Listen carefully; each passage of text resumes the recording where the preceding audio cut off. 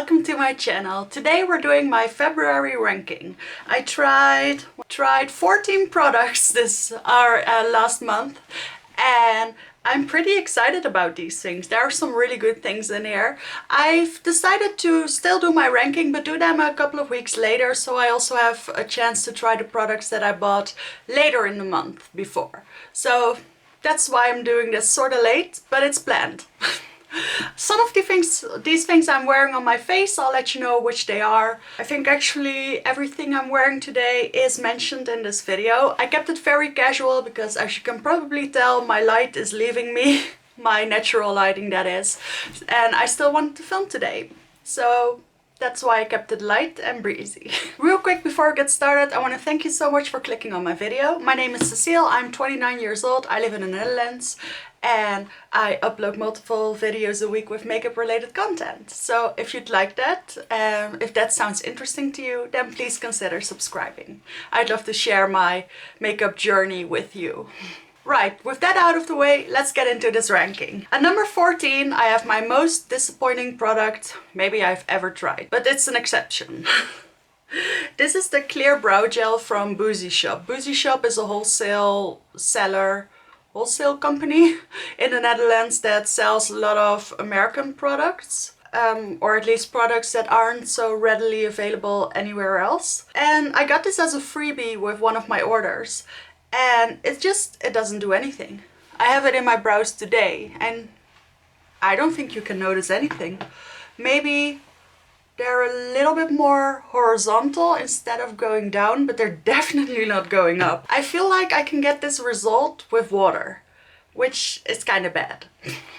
So yeah, this is definitely number 14, but fortunately most of you won't be familiar with this brand at all anyway. At number 13, I have something that was rated as popular on TikTok.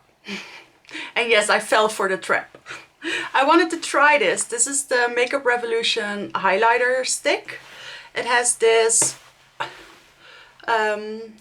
floof ball applicator, and it is a pretty color. I got it in the shade Strobe Champagne, I think. Yeah, I think the shade name is Strobe Champagne, and it's a beautiful rose goldish kind of shade. I didn't put any on today, but let's.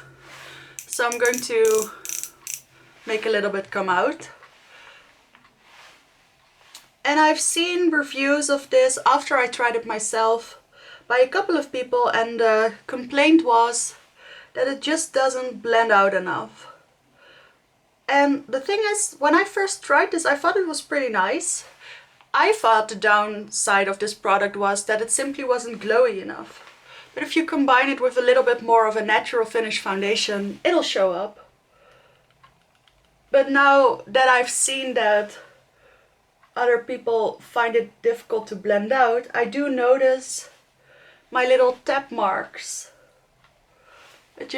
I'm not sure if it's visible, but it just doesn't give a lot and it gives a lot of trouble. So I don't hate it that much because I still like the color, and if I take the time and combine it well, I can still use it, but I'd still consider this a fail. Now we're going into the stuff that I liked. Like I said, good month. At number 12, we have this Panda's Dream mascara from Tony Moly. I've been wanting to try this for ages. I know it's been out for ages. And I just didn't want to get sucked in by the packaging, because this is a pretty pricey mascara. I think it's 18 bucks. And I got it on sale for half, so I thought it was my time to try it. They have two versions. I tried the I think the volumizing one. They also do have a lengthening one. It's this pretty standard little brush, and it's a nice mascara. It's very subtle, but in a good way. I find myself reaching for this when I have a little bit less makeup on and I don't want to go for brown. Like I did in my last video, I used the Icy palettes that I'll mention later, and I did a subtle pastel look, and it didn't scream heavy lashes to me. So I used this mascara because it lengthens, it separates, it looks nice and black, but it's not too volumizing. So I think there's a time and place for something like this, but it's not my absolute favorite. At number 11, I have two gel cream blushes by Kruidvat, which is another brand only people in the Netherlands and Belgium are probably acquainted with. But it's still, I like to mention them because I think they do good stuff and their prices are very good as well. So I got these two. I only mentioned these once. I must admit that I didn't try them a lot either, but enough, I'm wearing them right now. So I have the shades Delicate Honey and Delicate Apricot. And there is a third shade as well. I'm wearing Delicate Apricot right now and I think it looks quite pretty actually. The reason these aren't even higher or higher is that they're just not that pigmented. I have to build it up a little bit and then for a couple of hours it stays like this, then it fades a little bit, and at some point I feel like I'm not wearing any blush anymore at all. And it's not that it fades that much, it's just that it's not that much to begin with. But I do like it. Also, I think I am very fair, and I think if you're anything above a light, it's just not going to show up on you. So I thought that was a little bit of a disappointment, but I do like these. I think I will use them. At number 10 and 9, I have two products, which are both in the primer category, that I'm not completely sure about, but I think I love them. That's why they're in the middle. I just wanted to be upfront about that. So at number 10, I have the Revolution Line Fix. What it claims is genius. It claims to be a line fixer, so it's an under eye primer for your concealer. It's this beautiful little pot, comes with a little lid, and it's this nice creamy texture that doesn't pick up too much. So you get a nice thin, smooth layer underneath your under eyes, or underneath your eyes, which I really like. And a couple of times I did remember to use this.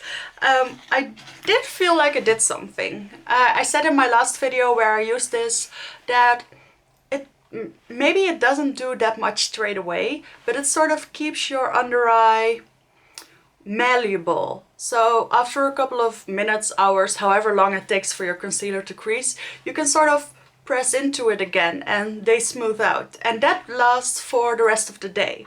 And I find with a lot of my concealers, once I put a little bit of powder on, that's just not possible anymore. So I do think I like it for that, but I'm just not convinced that it's not something else. I'm just not entirely convinced that it's because of this product. But also, it didn't cost a lot. So if you're curious, I'd say give it a try and let me know how it works out for you. My number 9 primer I'm a little bit more sure about. This is the NYX Plump Right Back primer, and the reason I'm more sure about this is that I can't stop using it. So it must do something nice, right? I'm not wearing it today. I guess I was in a hurry and I thought I didn't have time for it. But otherwise I definitely would have. This is some sort of primer that plumps a little bit, hydrates a little bit, grips a little bit, and also makes your makeup last a little bit longer. So it does sort of a little bit of everything, and I think it does just enough of that. Because usually these all of everything, little bit of everything primers don't really work out for me because I feel like they don't do enough of anything. But this one just actually makes your skin look kind of nice and plump, and I like that. I hate the word, but I like it. So I find that this transforms a lot of my foundations. It does make it a little bit more difficult to blend them out. So if you have a more thick matte foundation, I wouldn't use this. But for anything that's a little bit more dewy or a little bit more liquid, this is perfect. It makes it grip a lot better and it just makes it look a little bit prettier, which I like. But yeah. I guess I'm still not completely convinced that this is the case, because it can't be, right? It can't actually plump your skin, but I really think it does. At number 8 we have another NYX product. This went very viral on everything, I think.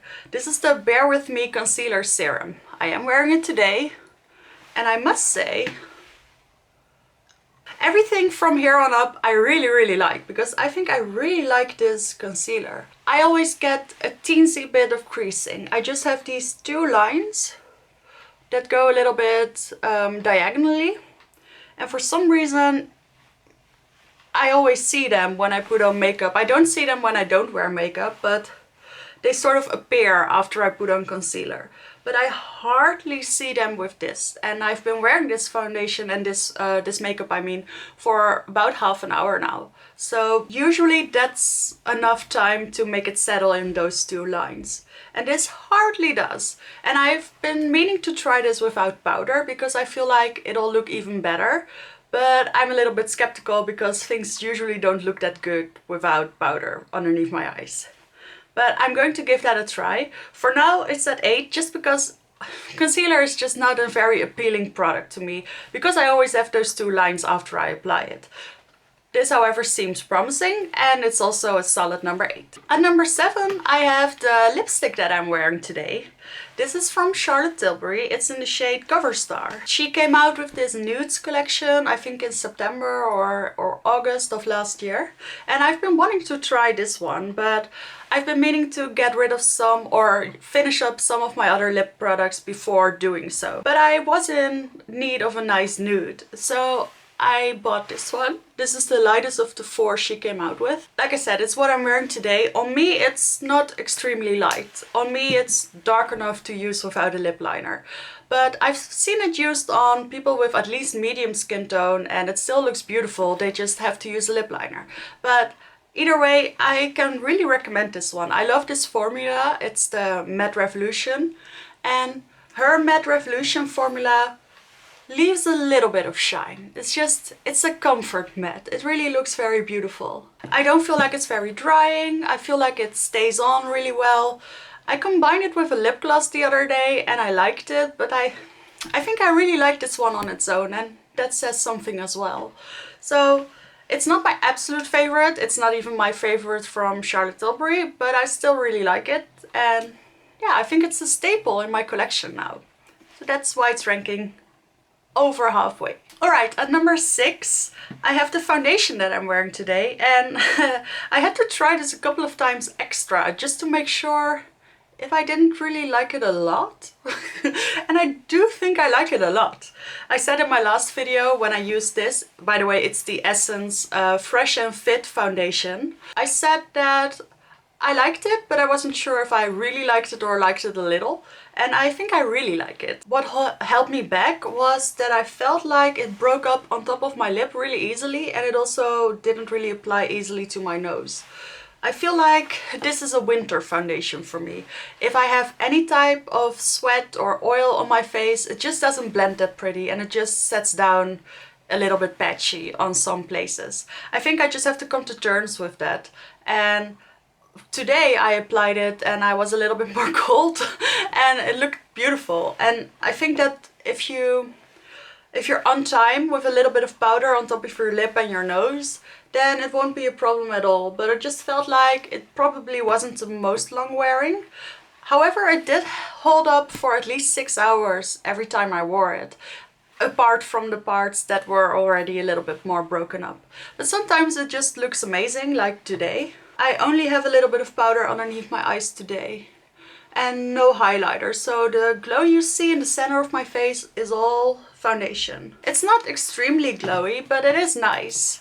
I think it's a beautiful natural finish foundation. It only comes in a couple of shades though. I think there are only 6 shades and they don't go further than medium.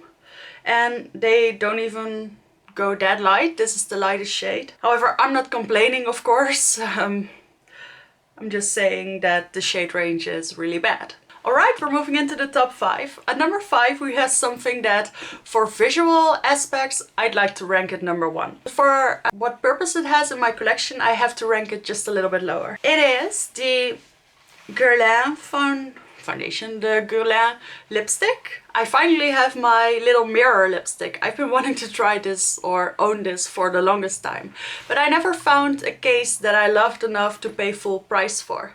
Now this case I found online with major discount because it's from last season, and there also was a nice lipstick percentage off at Ici Paris XL, so I got these as part of my birthday presents. And this is the beautiful lipstick, and this is the beautiful case. It has the little mirror. I'm just going to swatch this. It is beautiful. It is sort of sheer. It's meant to be sheer, but the color is just so beautiful and lively. The thing is, I love this kind of color. I'd love it to be just the teeniest bit more pigmented. I think I would reach for it all the time. Now I can just reach for it when I want a little bit more of a lighter look, which I sometimes want, or actually want a lot of times. So it's perfect, I use it a lot, but I feel like I would use it even more if it was just the teeniest bit more pigmented. But it is very comfortable, it's long lasting. It actually is. Yeah, actually, everything is fine about it. It's just that one little thing that knocks it down a couple of places. But the color is beautiful, and if I'm not wearing something like this or red, I'm probably wearing this. At number 4 I have my first Icy palette, and I'll just mention these together because the other one is at number 3. 4 is the red one, 3 is the blue one. I love both of these. I love combining them. I love looking at them. I love swatching them. They're really pretty. They just both have one major flaw, but they're still pretty. And that flaw is that there aren't enough light shades. So the blue one actually has a couple of light blue mattes, but no light blue shimmers. So this matte and this matte are definitely light enough, no issues there. But all these shimmers are sort of mid-toned. I just want something for in my inner corner, possibly to put all over my lid. I just need something lighter. I still use it on its own, I just deal with it, but that's just a little bit of a bummer.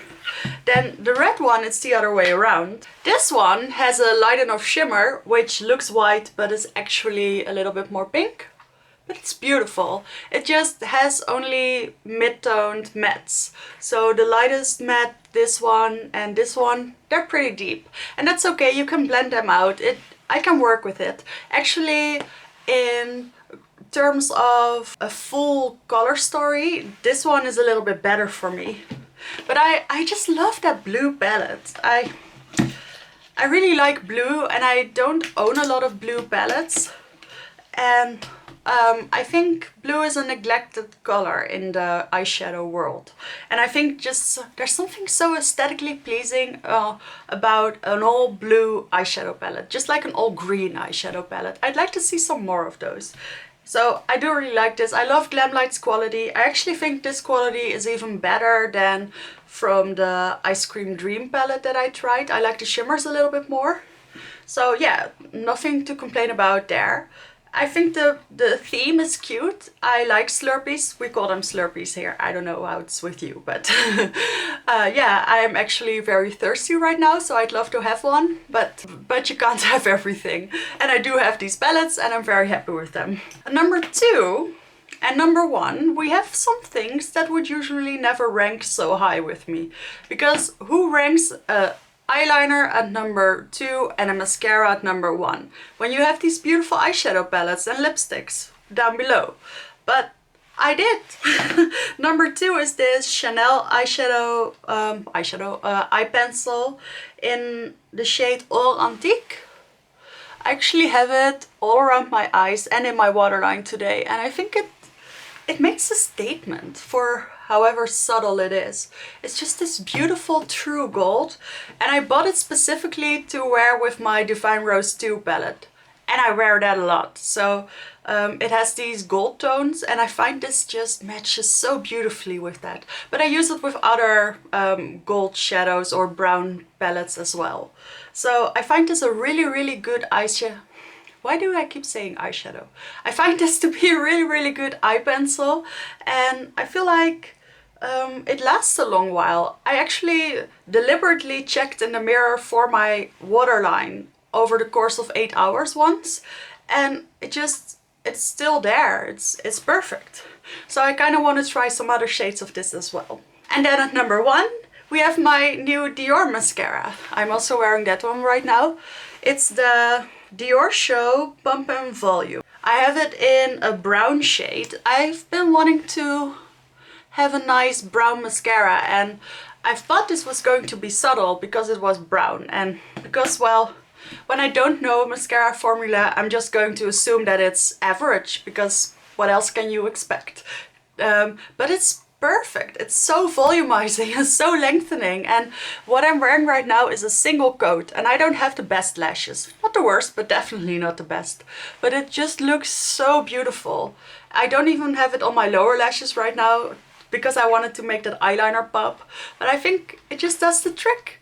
And even though it's brown, I feel like it's more impactful than some of my black mascaras. So I've been kind of thinking about getting this in the black as well, and I'm really curious how good that will be. So yeah, also no flaking, no smudging, none whatsoever. Also not with the Panda mascara. In that aspect, both of these were perfect, and that was kind of an, how do you call it? A relief, or like you're having a day off from mascara troubles. All my mascaras always flaked or smudged just a little bit. I thought it was just part of the deal for me, but I guess it doesn't have to be.